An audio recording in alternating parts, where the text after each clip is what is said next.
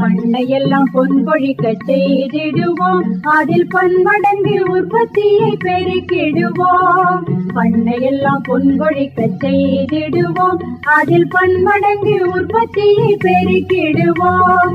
கண்மணி வல்லல் மணியை வளர்த்திடவே நாடும் கருத்துரைக்கும் ஒலிபரப்பை கேட்டிடுவோம். உழவர் உலகம். கண்மணி வல்லல் மணியை வளர்த்திடவே நாடும் கருத்துரைக்கும் ஒலிபரப்பை கேட்டிடுவோம். தம்பி, மழை பெய்யற மாதிரி இருக்கு, மல்லிய காய போட்டு இருக்க, அத கிண்டி விட்டுட்டு இருக்க, முதல்ல எடுத்து உள்ள வைப்பா. ஏக்கா, இத ஒண்ணு கடிச்சு பாருங்கக்கா. இது என்னது? மல்லி மாதிரி இருக்கு, ஆனா வெள்ளை கலர்ல இருக்கு. தம்பி, ரொம்ப காரமா இருக்கு. இது என்னதுப்பா? மூக்குல முகர்ந்து பார்த்தா நல்ல மிளகு வாசனை வருது. நல்ல மிளகா? அக்கா, நல்ல மிளகுதான் அக்கா. இது வந்து மதிப்பு கூட்டப்பட்ட நல்ல மிளகாக்கா. ஓ, ஒயிட் பெப்பர்னு சொல்லுவாங்களே, அந்த நல்ல மிளகா? ஆமாக்கா. சாதாரண நல்ல மிளகு நம்ம 800 ரூபாய்க்கும் 700 ரூபாய்க்கும் வாங்கினோம்னா, இந்த ஒயிட் பெப்பர்னு சொல்லக்கூடியது அதுக்கு டபுள் மடங்கு ரேட்டுப்பா சொல்றாங்க. கண்டிப்பாக்கா. ஏன் தெரியுமா? இந்த மதிப்பு கூட்டி இந்த நல்ல மிளகு நம்ம விற்பனை செய்தான்னு பார்க்கும்போது அதிக வருமானம் கிடைக்க வாய்ப்பு இருக்காக்கா. அதுதான் தம்பி, கிலோ கணக்குல வாங்கி காய போட்டு இதை பேக்கெட் போட்டு குடுக்கலான்னு வச்சிருக்கியாப்பா? சரி தம்பி, உனக்கு இந்த ஐடியா யார் கொடுத்தா? உனக்கு எங்க இருந்து இந்த ஒயிட் பெப்பர் வாங்கினா? நீ வளர்க்குறியா எப்படிப்பா? ஏக்கா, நல்ல மிளகு நானும் வளர்க்குறேன் அக்கா. இருந்தாலும் கூட வந்து எனக்கு வந்து இந்த விற்பனைக்கு அளவுக்குள்ள நல்ல மிளகு வந்து எனக்கு கிடைக்கல. அதனால வந்து ஒரு விவசாயிட்ட இருந்து வாங்கினேன் அக்கா. மொத்தமா நல்ல மிளகு வாங்கினேன். சரி, விவசாயிட்ட இருந்து வாங்கினேன்னு சொன்னேன். அது எந்த விவசாயிட்ட இருந்து வாங்கினேன்? எனக்கும் அவர்கிட்ட இருந்து கொஞ்சம் வாங்கணும்ப்பா. நீ சொன்ன மாதிரி விவசாயம் பண்ணிக்கிட்டு அந்த தொழிலை மட்டும் பார்த்துருந்தா நமக்கு வருமானம் கிடைக்காது. இந்த மாதிரி மதிப்பு கூட்டி அந்த பொருளை நம்ம மாற்று யோசனையாட்டு நம்ம விற்பனைக்கு அனுப்புனாதான் நமக்கு வருமானங்கள் கிடைக்கும். பிள்ளைகள் வேற 2 படிச்சிட்டு இருக்கு. ரூபா எப்பனாலும் நமக்கு தேவைப்பட்டுட்டே இருக்கும். அப்ப நமக்கு விவசாயத்துல கொஞ்சம் மாத்தி யோசிக்கணும்லப்பா. சரி, அது யாரு, எந்த விவசாயி, அவரை பத்தி சொல்லு. அக்கா, அனந்தமங்கலத்துல இருந்து MC பொன்னப்பா அவங்க வந்து இயற்கை முறையில வந்து நல்ல மிளகு சாகுபடி செய்றாங்க அக்கா. ஓ, அவர்தான் நல்ல மிளகு சாகுபடி பண்றாரா? அவர்கிட்ட இருந்தா நீ இதை வாங்கினியா? கண்டிப்பாக்கா, அவர்கிட்ட தான் வாங்கினேன். தம்பி, எனக்கும் நீ சொன்ன மாதிரி நல்ல மிளக வந்து மதிப்பு கூட்டி விற்கவும் செய்யணும். இன்னும் ஒண்ணு வந்து கொஞ்சம் இடம் பின்னாடி கிடக்கு. அதான் இது வரைக்கும் எதுவுமே செய்யாம தான் போட்டிருக்கேன். அந்த இடத்துல நீ சொன்ன மாதிரி 4 நல்ல மிளகு கொடியை நட்டு விட்டா கூட நமக்கு நல்ல வருமானத்தை பார்க்கலாம் போல இருக்கு. சரி, ஆனா எப்படி வளர்க்கறது, சாகுபடி முறைகள்லாம் என்னது, இந்த தையெல்லாம் எங்க வாங்கணும் ஒரு விஷயமும் தெரியாதுப்பா. அத அவர் கேட்டா சொல்லி தருவாரா? கண்டிப்பா சொல்லி தருவாங்கக்கா. இன்னைக்கு இரவு உழவர் உள்ள நிகழ்ச்சி கேளுங்கக்கா. கண்டிப்பா கேக்குறேன் தம்பி. கேட்டுட்டு இன்னொரு நாள் நேர்ல அவரை போய் சந்திக்கலாம். சரியா? சரி அக்கா. ஐயா வணக்கம். வணக்கம் ஐயா, உங்களுக்கு விவசாய அனுபவம்னு பார்க்கும்போது உங்களுக்கு எத்தனை வருடத்து அனுபவம் இருக்கு? விவசாய ரீதியில் பார்க்கும்போது நான் சின்ன வயசுலேயே விவசாயம் தான். ஆனால் இயற்கையாட்டு விவசாயம் பண்ணுறது 15 வருஷம் தான் ஆகுது. அப்போ நீங்கள் கூட சொன்னீங்க வந்து சின்ன வயசுலேயே வந்து விவசாய அனுபவங்கள் இருக்குது. அது அப்படி பார்க்கும்போது உங்கள் அப்பா அம்மா வந்து ஒரு விவசாய குடும்பத்தை சார்ந்தவங்கன்னு சொல்லலாமா? ஆமாம், கண்டிப்பாக. 2 பேருமே விவசாயிகள் தான். ஏன்னா அப்பா பனியாரி வந்து அந்த டைமில் நெல் கிருஷி வந்து வெத்தில கொடியெல்லாம் வச்சுட்டு அவர் காய்கறிகள் எல்லாம் நட்டுருந்து எங்களெல்லாம் வளர்த்துனது அப்படி தான் வளர்த்தினாரு. இப்போ உங்களுக்கு வயதுன்னு பார்க்கும்போது எத்தனை வயது ஆகுது? வயசு நெல் 65 வயசு ஆகுது. கிட்டத்தட்ட ஒரு 65 வயது ஆகுது. இப்போ நீங்கள் கூட சொன்னீங்க வந்து கிட்டத்தட்ட ஒரு 15 ஆண்டுகள்னு பார்க்கும்போது இயற்கை முறையில் வந்து விவசாயங்கள் செய்தீங்க. அதுக்கு முன்னாடி வந்து பார்க்கும்போது நீங்கள் வந்து ரசாயன உரங்கள் கூட கொடுத்து அந்த வந்து விவசாயம் செய்தீங்க. இப்போ என்ன காரணத்துக்குன்னு பார்க்கும்போது நீங்கள் இந்த இயற்கை முறையில் மாறினீங்க? இப்போ ரசாயன உரம் போடுற காரணத்தில் மண்ணே மலடாயிட்டு இப்போது கெமிக்கல் உரம் போட்டு வந்தவங்களுக்கெல்லாம் நோய் நொடிகள் எல்லாம் பெருமளவு பாதிக்கப்பட்டிருக்காங்க. சரி, இப்போ நீங்கள் கூட வந்து ஆரம்பத்தில் அந்த மண் பரிசோதனை அந்த மாதிரி பண்ணுங்களா? ஆமாம், மண் பரிசோதனை செய்து நம்ம திருப்பதி சாயத்தில் அங்கே போய் மண் பரிசோதனை செய்து அதுக்கு சர்டிஃபிகேட் எடுத்து அந்த மண்ணுக்கு தேவை என்ன உணவு இன்னிலே கேட்ட பிறகு தான் இப்படிப்பட்ட மண்ணில் கெமிக்கல் போட்ட மண்ணில் ஊட்டச்சத்துக்கள் ஒன்றும் கிடையாது, உயிரணுக்களே கிடையாது. கெமிக்கல் போடாத மண்ணு கோடிக்கணக்கான லட்சக்கணக்கான உயிரணுக்கள் அதில் இருக்குது. அந்த நுண்ணுயிர்கள் அந்த கெமிக்கல் போடாமல் செய்த மண்ணில் கோடிக்கணக்கான நுண்ணுயிர்கள் அதில் இருக்குது. ஆனால் கெமிக்கல் போட்டால உயிரணுக்கள் சுத்தமாக கிடையாது.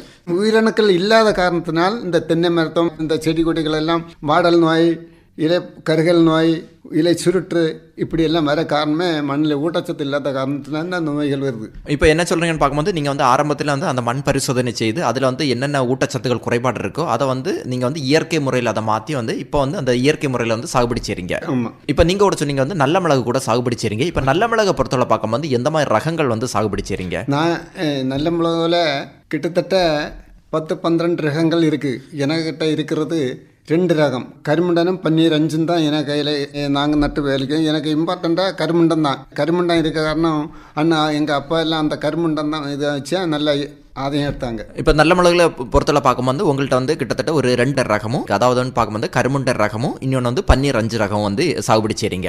இப்போ இந்த மாதிரி ரகத்தை பொறுத்தவரை பார்க்கும்போது எங்கேருந்து ஆரம்பத்துலேருந்து வாங்குனீங்க? கருமுண்டன்னு சொல்கிறது நம்ம மண்ணிலே நமக்கு முன்னோர்களே கிருஷி செய்து வந்ததான் கருமுண்டன். பன்னீர் 5ன்றது இடையிலேருந்து நம்ம திருப்பதி சாரத்துலேருந்து வாங்கி தயார் பண்ணி தான் பன்னீர் 5. சரி, இந்த மாதிரி நல்ல மிளகை பொறுத்தவரை பார்க்கும்போது நீங்கள் எந்த வகை மரங்களில் வந்து நீங்கள் வந்து கொடியை வந்து நீங்கள் கட்டி விடுறீங்க? நல்ல மிளகை பொறுத்தவரை என்ன பூவரசில் தான் எனக்கு 55 மூடு பூவரசினிக்கு பூவரசில் தான் நான் அதில் படத்தி விட்டு செடிகள் நட்டு பிரயோஜனப்படுத்திட்டு இருக்கேன். அது ஹைட்டு 10 அடி தான். 10 அடிக்கு அப்புறம் அதை விட்டுற கிடையாது. விட்டு அதை இறக்கி அந்த நல்ல மிளகு கொடியை கயர் வச்சு கட்டி கீழே இறக்கி வருஷந்தோறும் செய்துட்டு இருக்கேன். இது வந்து நீங்கள் வந்து வேலி ஓரங்களில் வச்சுருக்கலாம், இல்லை வந்து நீங்கள் தோட்டத்துக்குள்ளே வைக்கிறது தானே? சைடு வேலி மாதிரி தோட்டம் நடுவில் தென்னை மரம் வாழை மரம் இதெல்லாம் இருக்குது. இது சைடு தான் வச்சுட்ருக்கேன். இது வந்து இப்போ வந்து ஒரு நல்ல மிளகு கொடி வைக்கணும்னு பார்க்கும்போது இன்னொரு நல்ல மிளகு கொடிக்கணும்னு பார்க்கும்போது எவ்வளோ இடைவெளி கொடுக்குறீங்க? கிட்டத்தட்ட ஒரு முட்டுக்கு 6 அடி 6 அடி விட்டுரும்போது நம்ம வேலி சைடு நம்ம இதில் 10 அடி உள்ள வச்சும்போது அதுக்கு நமக்கு நல்ல மிளகு நட்டாலும் அதுக்கு தேவையான இடுபொருட்கள் போட வேண்டிய வசதிகள் நம்ம செய்து கொடுக்கணும். இலைத்தலைகள் போடுறது, மண்புழு உரம் போடுறது, மீனமிலம் அடிக்கிறது எல்லாம் அந்த பூக்கும் தருவாயில் மீனமிலம் போடணும், மண்புழு உரம் போடணும். எல்லாமே அப்படி போட்டால் தான் அதுக்கு நல்ல ஆடு வந்து ஒரு நல்ல மிளகு கிட்டத்தட்ட 4 கிலோ 5 கிலோ ஒரு முட்டை கிடைக்கும். சரி, அது பராமரிப்பை பொறுத்தவரை பார்க்கும்போது பராமரிப்பு முறை முக்கியத்துவம் எப்படி கொடுக்கணும்? அதில் மண்புழு உரம் வருஷத்துக்கு ஒரிக்கா அதுக்கு மூளை இருக்கா புல் புண்டு எல்லாம் பிடுங்கி அதுக்கு மூடாக்கு இம்பார்ட்டண்ட்.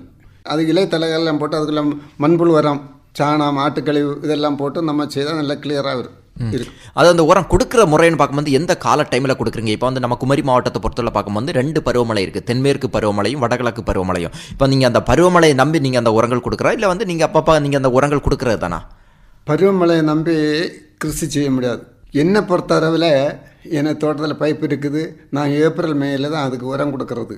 ஏப்ரல் மேலாம் இப்போ ஜனவரி பிப்ரவரியில் காய் பறித்த பிறகு அதுக்கு உரம் கொடுத்து மூடாக்கெல்லாம் போட்டு அப்படியே அடிச்சு விடும்போது அடுத்த இடல் ஏப்ரல் மேல தான் அதுக்கு உரம் கொடுக்கணும். இப்போ இந்த சில ரகத்தை பொறுத்தவரை பார்க்கும்போது ஒரு ஆண்டுக்கு வந்து 2 தடவை வந்து காய்கள் இருக்கும். சில ரகத்தை பொறுத்தவரை பார்க்கும்போது ஒரு ஆண்டுக்கு வந்து 1 தடவை தான் வந்து காய்கள் இருக்கும். உங்கள்கிட்ட இருக்கிற ரகத்தை பொறுத்தவரை பார்க்கும்போது ஆண்டுக்கு எத்தனை தடவை வந்து நமக்கு காய்கள் கிடைக்க வாய்ப்பு இருக்குது? அது எத்தனை தடவை டெய்லி காய்ச்சிட்டு இருக்கேன். இந்த இயற்கை விவசாயம் பண்ணுறேன். எந்த விவசாயம் இயற்கை விவசாயம் பண்ணுறானோ நல்ல மிளகு பொறுத்தவரை தென்னை மரத்தை மாதிரி டெய்லி காய்ச்சிட்டு இருக்கு. டெய்லி ஏடு தந்துட்டு இருக்கு. இயற்கை உரம் அவ்வளோ தூரம் போகிற கூடுதல் அவ்வளோ ஒரு நோய் அண்டல்ல. அந்த காரணத்தில் அதை பொட்டு காய்ச்சிட்டு எனக்கு எப்பவுமே நல்ல மிளகு காய்ச்சிட்டு இருக்கும். இது கருமுண்டனை பொறுத்தவரை பார்க்கும்போது அந்த ரகமும் வந்து நமக்கு எப்பவும் காய் இருக்க வாய்ப்பு இருக்குமா? ஈடு தர்றது கருமுண்டன் தான். அது மாற்று கருத்தே கிடையாது. அப்படி சந்தேகம் உள்ளவங்க எனக்கு தோட்டத்தில் வரட்டும், நான் அதை வந்து பார்க்கட்டும். பார்த்துருக்கேன். இப்போ நான் பழுத்திருக்கு, இப்போ காய் இருக்குது, பூத்து இருக்குது. எந்த டைம் அது ஏப்ரல் மேல நம்ம அதுக்கு ஆகாரம் கொடுக்கணும். அது மட்டும் இல்லை, மீன் அமிலம் கம்பல்சரி. அது இலை முதல் கொண்டு வர அடிக்கணும். மூட்டையும் வேறைக்கும் கொஞ்சம் கொடுக்கணும். மீன் அமிலம் தான் இயற்கை விவசாயத்தில் மீன் அமிலம் போட்டு யார் விவசாயம் பண்ணாலும் அவங்க வின் பண்ணி வருவாங்க. இப்போ நீங்கள் கூட சொன்னீங்க வந்து நீங்கள் மீன் அமிலம் வந்து நீங்கள் அந்த நல்ல மிளகு கொடிக்கு வந்து கொடுக்குறீங்கன்னு சொன்னீங்க. இப்போ மீன் அமிலம் வந்து நீங்களே தயார் பண்ணுறதா இல்லை வெளி இடத்துல இருந்து வாங்குறதா? நானே தயார் பண்ணுறேன். சரி, அந்த மீன் அமிலம் தயார் பண்ணணும்னு பார்க்கும்போது எந்த மாதிரி பொருட்களை வச்சு நீங்கள் தயார் பண்ணி எடுக்கிறீங்க? 1 கிலோ மீன், 1 கிலோ நாட்டு சர்க்கரை. 1 கிலோ மீன்னா சின்ன மீனில் வைட்டமின் சத்து கூடுதல் இருக்குது, பெரிய மீனில் வைட்டமின் சத்து இல்லை. சின்ன மீனில் வைட்டமின் சி சத்து சேர்னா அது சீக்கிரமாக அதை நாட்டு சர்க்கரை போட்டு கிண்டி வச்சு மூடி வச்சும்போ அது சீக்கிரமாக அது பக்குவமாயிருது. பெரிய மீன் அப்படி இல்லை, அதுக்கு முள்ளது இதெல்லாம் இருக்கிற காரணம் வந்து அது சீக்கிரம் பக்குவம் ஆகும். இல்லை, இது 41 நாள் கழிஞ்சு தான் அதை எடுத்து யூஸ் பண்ணணும். சிலவங்க எடுத்து 20 நாளில் எடுப்பாங்க. அது சரி, அதாவது 41 நாள்னா ஒரு மண்டலம் 41 நாள் கழிஞ்சு அதை எடுத்து யூஸ் பண்ணி 100 மில்லிக்கு 10 லிட்டர் தண்ணி வச்சு முதல்ல அடிக்கணும். 2வது ப்ராசஸ் 50 மில்லிக்கு 10 லிட்டர் தண்ணி. அப்படி குறைச்சிட்டே குறைச்சிட்டே வேணும். அது அடிக்கிறது நம்ம பன்னீர் தெளிக்கிற மாதிரி மூட்டு முதல் கொண்டாட அடிக்கணும். வேறு பாகத்துக்கும் கொஞ்சம் அடிக்க கொடுக்கணும். சரி, இப்போ நீங்கள் கூட அந்த மீன் அமிலம் அடிக்கிறத பொறுத்தவரை பார்க்கும்போது அதுக்குன்னு சொல்லிட்டு பம்பு செட்டுகள் அந்த மாதிரி வச்சிருக்கீங்க? பம்பு வச்சுருக்கேன். பம்புலேயும் அடிக்கணும். பம்பு இல்லாதவங்க வாளியில் கலக்கி அடித்தாலே போதும். அது அடிக்கிறது அந்த மேலண்டு அந்த காம்புகளே தண்ணி கீழே இறங்கணும். அந்த மாதிரி அடிக்கணும். அதில் ஊட்டச்சத்துக்கள் அந்த வேறு பாகம் பிடிச்சி கீழே இறங்கணும். அது அதே மாதிரி அடித்தா தான் அதுக்கு நல்ல பிரயோஜனப்படும். இதே தண்ணி கொடுக்குற முறையை பொறுத்தவரை சொல்லுங்கள், எப்படி என்ன அளவில் கொடுக்க வேண்டியிருக்கும்? தண்ணி என்ன நல்ல மிளகை பொறுத்தவரை ஈர்ப்பத்தன்மை மட்டும்தான் போதும். மண்ணில் தண்ணி கெட்டாதவாறு ஈர்ப்ப தண்ணியில் காய்வு இருக்கவும் கூடாது, காய் உணரவும் முடியாது. அந்த ரீதியில் கொடுத்தா தான் இருக்கணும். அதுக்கு நல்ல மிளகு வேறு சல்லி வேறு மாதிரி சின்ன சிம்பிளான வேறு, பெரிய வேறு ஒன்றும் கிடையாது, சிம்பிளான வேறு. கிட்டத்தட்ட ஒரு அரை அடிக்கு கீழே போகவும் செய்யாது. அதுக்கு மாதிரி மண் எப்பளும் வளமாக இருக்கணும். வளமாக இருக்கிறதுக்கு வேண்டி தான் மண்புழு உரம் போடுறது. அது வந்து ஈரத்தன்மை இருக்க தான் செய்யணும். ஈரத்தன்மை எப்பளுமே நல்ல மிளகு இருக்கணும். இதே இது உரங்களை பொறுத்தவரை பார்க்கும்போது இப்போ நீங்கள் கூட சொன்னீங்க வந்து இயற்கை உரங்கள் கொடுக்குறீங்க, மண்புழு உரங்கள் கொடுக்குறீங்க, சாணி உரங்கள் கொடுக்குறீங்க. ஒரு மூடை பொறுத்தவரை பார்க்கும்போது என்ன அளவில் கொடுக்க வேண்டியிருக்கும், அது எப்படி கொடுக்கணும்? ஒரு மூடை பொறுத்தவரை போடும்போது கொஞ்சம் 5 கிலோ உரமாவது போட்டு கொடுக்கணும். சாணி உரம் 5 கிலோ சாணி போட்டு அதை மூடாக்கும் போட்டு தண்ணி நினைச்சா போதும். சரி, அந்த மாதிரி சாணி உரங்கள் நீங்கள் கொடுக்குறேன்னு பார்க்கும்போது உங்கள்கிட்ட பசுமாட்டு இருக்கா? பசுமாட்டு இருக்கு. சரி, அதுலேருந்து கொடுக்குற அந்த சாணி வந்து நம்ம ஈரத்தன்மையோட கொடுக்கணுமா, இல்லை அந்த காயை போட்டு நம்ம கொடுக்க வேண்டியிருக்குமா? காயை போட்டு பொடிச்சு தான் அதுக்கு போடணும். பொடிச்சு போட்டால் தான் நம்ம கொடுக்குற அந்த தண்ணி வந்து அதுக்கு வேர் வந்து எடுத்து அதுக்கு ஏற்றவாறு ஈரப்பதத்தை செடிகளுக்கு கொடுக்கும். கொடுத்துட்டு நம்ம உடனே தண்ணி கொடுக்க வேண்டியிருக்கும். தண்ணி கொடுக்கணும். சாணம் போட்ட உடனே தண்ணி கொடுக்கணும். ஒரு வாரத்துக்கு ஒரு தண்ணி கொடுத்தா போதும். சரி, அது ஒரு சுற்றி இருக்க அந்த களைகளை பொறுத்தவரை வந்து நீங்கள் அப்புறப்படுத்துறீங்களா, இல்லை அந்த களைகளை வந்து நீங்கள் உரமாக்குறீங்களா? நான் களைகளை உரமாக்கும். அதே பறித்து அதுக்கு போட்டு அதுக்கு மேலே மண்புழு உரம் போடுவோம். மண்புழு உரம் இல்லாதவங்க, சாணி இல்லாதவங்க அதுக்கு பக்கத்தில் இருக்க மண்ணை வாரி போட்டாலே அது உரம் ஆகிடும். இதே இது பார்க்கும்போது அதுக்கு நோய்களோ பூச்சிகளோ தாக்குதலுக்கு வாய்ப்பு இருக்கா? கண்டிப்பாக இருக்குது. உரம் போட்ட பிறகு நம்ம மீனமிலம் கொடுக்கணும். மீனமிலம் இல்லாதவங்க பத்தலை கரிசல் நம்ம தோட்டத்திலே இருக்குது. மருந்துகள் தோட்டத்தில் இருக்குன்னா வேப்பிலை, புங்கலை, காட்டு குலைகள் எல்லாம் சேர்த்து புல் புருண்டுகள் எல்லாம் சேர்த்து 10 இலையை தயார் பண்ணி அதில் கோமத்தத்தில் போட்டு ஒரு ட்ரிம்மில் வச்சு கலக்கி 10 நாள் வச்சுட்டு கலக்கி அடித்தா போதும். எந்த புழு பூச்சிகளும் வராது. நம்ம மருந்து வாங்க போக வேண்டிய தேவையே கிடையாது. இப்போ என்ன சொல்றீங்கன்னு பார்க்கும்போது நீங்கள் ஆரம்பத்திலேயே வந்து நீங்கள் அந்த மருந்துகள் அடித்து வந்து அந்த பூச்சிகளை வந்து நீங்கள் கட்டுப்படுத்துறீங்க. ஆமாம். இந்த இயற்கையாட்டு மருந்து அடிக்கலைன்னா அது பூத்து வர்ற டைமில் அது புழு தாக்கங்கள் வருதும், காய் உதிரி போகுது. இந்த இது மீனமெல்லாம் இப்படி தைலம் அடிக்கும்போது அந்த பூக்கு உதிராமல் கரெக்டாக வார புரிஞ்சு அப்படியே உருப்பிடிச்சு நல்லா இருக்கும். இப்போ காய் வார அந்த தாரை பொறுத்தவரை பார்க்கும்போது எப்படி வர ஆரம்பிக்கு? அது சின்ன நமக்கு கண்ணுக்கு தெரியாத ஒரு விரல் மாதிரி வந்து அதுக்கு பிறகு தான் இலைகள் உற்பத்தி ஆகும். தார் கிட்டே இருக்க இலைகள் எப்படி நல்ல ஊட்டச்சத்து நல்ல திண்ணமாக இருக்குது, அவளுக்கு ஏற்றவாறு அதுக்கு பூக்கள் கரெக்டாக வந்துட்டு நல்லா திண்ணமாக இருக்கும். அதுக்கு முதல்ல இருக்க இலைகள் பழுப்பு நிறமோ அப்படி இருந்தால் அந்த இதில் 1, 2, 4, 5 காதான் பிடிக்கும். பூ நல்ல பவராக இருக்கும். அது இலைகள் நல்ல கேடு இல்லாமல் நல்ல நீட்டமாக நல்ல அழகாக இருக்கும். இப்போ பழுத்த பறவை பறிக்கிறீங்களா, இல்லை வந்து விளைச்சல் ஆன பறவை நீங்கள் பறிக்கிறீங்களா? நாங்கள் விளைச்சல் ஆகிறது முதல்ல அரைப்பருவத்துக்கும் பறித்து இப்போ ஊறுகாய் போட்டு வைக்காங்க. அரைப்பருவம் காப்பருவம் பறித்து ஊறுகாய் போட்டு வைக்காங்க. நாங்கள் இப்போ அதில் வந்து விளைஞ்சி அதில் நுனிப்பாகும் பழுக்கும். அதாவது 1, 2 பழுக்கும். பழுத்த பிறகு அந்த குவாலிட்டி உள்ள காயெல்லாம் முதல்ல பறிப்போம். அதுக்கப்புறம் நிற்கும். அதுக்கப்புறம் உள்ள அது பின்னிடம் பறிக்க முடியாது. எல்லாம் ஒன்றா பறித்தா முதல்ல நல்ல மிளகா பொறுத்தளவில் காய் நல்ல பக்குவமாக பறிக்கலைன்னா லாஸ்ட்டில் செவ்வாய் போயிடும். இப்போ நீங்கள் கூட சொன்னீங்க வந்து அது பூவரசு மரத்தில் வந்து நீங்கள் அந்த கொடிகளை வந்து நீங்கள் வந்து கட்டி விட்டு வளர்க்குறீங்கன்னு சொன்னீங்க. அப்படி பார்க்கும்போது வந்து எவ்வளோ அடி உயரம் வர வந்து நீங்கள் கட்டி விட்டுருக்கீங்க? நாங்கள் 10 அடி ஹைட்டு வர. சரி, அந்த மாதிரி வந்து பறிக்கும்போது கூட வந்து உங்களுக்கு என்ன அளவில் சிரமங்கள் இருக்குது? பறிக்கிற சிரமம், நாங்கள் இதுக்கு வேண்டி ஒரு யானை வச்சிருக்கோம். அதை வந்து நாங்கள் பறிச்சு எடுத்து அதுக்கு மேலே போனால் பறிக்கிறது ரொம்ப கஷ்டம். யாரோக்கும் ரொம்ப கஷ்டம். அதுக்கப்புறம் காய்க்கிறதெல்லாம் நமக்கு பிரயோஜனம் கிடையாது, வேஸ்ட்டாக போய்டும். சரி, அந்த மாதிரி உயரத்துக்கு போகும்போது அந்த கொடிகளை பொறுத்தவரை பார்க்கும்போது நீங்கள் அதை வந்து கவாத்து பண்ணுறதா, இல்லை அந்த கொடிகளை வந்து நீங்கள் திரும்பவும் கீழ் நோக்கி விட்டு கொண்டு வர்றதுதானா? கவாத்து பண்ணுற இடம் கீழ் நோக்கி விட்டு சடம்பரத்தை கட்டி விட்டுருவோம். அப்படியே காய்ச்சி அப்படியே குடை மாதிரி நிற்கும். சரி, அதை வந்து நீங்கள் எப்படி நல்ல மிளகா வந்து பறித்து நீங்கள் சந்தைப்படுத்துறீங்க? இப்போ சிலவங்க வந்து பச்சையாட்டு கூட கொடுக்குறாங்க, சிலவங்க வந்து அதை உலர போட்டு அதை வந்து மதிப்பு கூட்டி விற்பனை செய்வாங்க. அப்படி பார்க்கும்போது நீங்கள் எப்படி அதை சந்தைப்படுத்துறீங்க? சந்தைப்படுத்துறது என்னை பொறுத்தவரையில் எனக்கு இப்போ 100 கிலோ நல்ல மிளகா இருந்தாலும் விற்கிறதுக்கு ஆர்டரு தெரியாங்க. எனக்கு கோயம்புத்தூரில் அவங்க எல்லாம் இருக்காங்க. என்னை பொறுத்தவரையில் விவசாயிகள் நிறைய இருக்காங்க. அவங்க 1 கிலோ 2 கிலோ எல்லாம் கேட்டு வாங்குறாங்க. நான் அதை பறித்து சூடு 100 டிகிரி சென்டிகிரேட் உள்ள தண்ணியில் கொதிக்க தண்ணியில் போட்டு எடுத்து வெயிலில் போட்டு 3 நாள் காய போட்டு வெயிலில் போட்டுட்டு அதை எடுத்து நிழலில் போட்டு 3 நாள் நிழலில் போடணும். 3 நாள் வெயிலில் போட்டும்போது அது ஒரு கிட்டத்தட்ட ஒரு 3 வருஷம் வரை அது எந்த கெடுதலையுமே வராது. சூடு தண்ணியில் போட காரணம் அதில் இருக்கிற புழு பூச்சிகள் அண்டுகள் அதுக்கு நோய் நொடிகள் எல்லாம் மாறிக்கிட்டு நல்லா சுருங்கி நல்ல அழகாக நல்ல மனத்தோட சூப்பராக அது வந்து நீங்கள் மதிப்பு கூட்டும் விற்பனை செய்கிறீங்க. மதிப்பு கூட்டி ஒரு விவசாயி எந்த பொருள் செய்கிறாலும் அவன் அந்த பொருளை மதிப்பு கூட்டி விற்றா தான் அவன் விவசாயி ஆகணும். விவசாயி கொண்டு கடையில் கொண்டு மார்க்கெட்டுகளை கொண்டு விட்டா முதலாளி ஆக முடியாது. அதுண்டு விவசாயம் பண்ணுறவன் வியாபாரியாக மாறணும். எங்கே தான் அவனுக்கு ஒரு வாழ்க்கையில் ஒரு முன்னேற்றம். சரி, இந்த நல்ல மிளகை பொறுத்தவரை பார்க்கும்போது என்ன அளவில் அந்த காரத்தன்மை இருக்குது? நல்ல மிளகு நல்ல காரத்தன்மை. ஒரு ரகம் கிட்டத்தட்ட 10-14 ரகம் வரை இருக்குதுன்னு சொல்லுவாங்க. எனக்கிட்ட இருக்கிறது கருமண்டனும் பன்னீர் 5 தான் இருக்குது. ஆனால் கருமண்டம் நல்ல காரத்தன்மையோடைய நெல். மற்றுள்ளது 5 மிளகா போடுறது, இது 2 மிளகா போட்டால் இது 5 போடுறது, அது 10 போடணும். அவ்வளோ தூரம் இந்த நல்ல மிளகு பன்னீர் 5ம் நல்லா தான் இருக்குது, கருமண்டம் நல்லா தான் இருக்குது, ரெண்டும் ஈக்குவலாக தான் இருக்குது. அப்போ காரத்தன்மையை பொறுத்தவரை பார்க்கும்போது அதிக அளவுலன்னு பார்க்கும்போது இந்த கருமுண்ட ரகம் தான் வந்து அதிக அளவில் வந்து காரத்தன்மை இருக்குது. கருமண்டம் தான் காரத்தன்மை கொடுங்க, காந்தாரி மிளகு மாதிரி கருமண்டம் மிளகு. சரி, உழைப்பை பொறுத்தவரை சொல்லுங்கள், எப்படி உழைக்கிறீங்க? உழைப்பை பொறுத்தவரையில் சரியான உழைப்பு தான். அது ஒரு 10 கிலோ நல்ல மிளகு பறிக்கணும்னா கிட்டத்தட்ட 2 நாள் 3 நாள் ஆகுது. அதே வந்து நீங்கள் தான் பறிக்கிறது? நான் தான் பறித்து நான் தான் அதை பக்குவப்படுத்தி மதிப்பு கூட்டி விற்கிறது. இது அந்த களைகள் அப்புறப்படுத்துறதெல்லாம் வந்து நீங்களே நாங்கள்? ஆமாம், நான் தான். நல்ல மிளகு பொறுத்தவரை வேறு ஆள் விட்டு கிடையாது, நான் சொந்தமாட்டு செய்கிறது. சரி, என்ன அளவில் வந்து வருமானம் இருக்குது இந்த நல்ல மிளகு சாகுபடியை பொறுத்தவரை பார்க்கும்பா? இது நல்ல மிளகு ஒரு வருஷத்துக்கு ஒரு வருமானம் இருந்தால் நல்ல மிளகு தான் ஈஸியான வருமானம். நல்ல வருமானம் தர்றது நல்ல மிளகு. அது கிலோய்க்கு மார்க்கெட்டு அன்னன்னைக்கு மார்க்கெட்டு மாறிக்கொண்டு இருக்குது. இது நல்ல மிளகு பொறுத்தவரை மார்க்கெட்டு ஒரு கிழமை கீழே இறங்கலை, இப்போ ஏறிட்டு போய் தான் இருக்குது.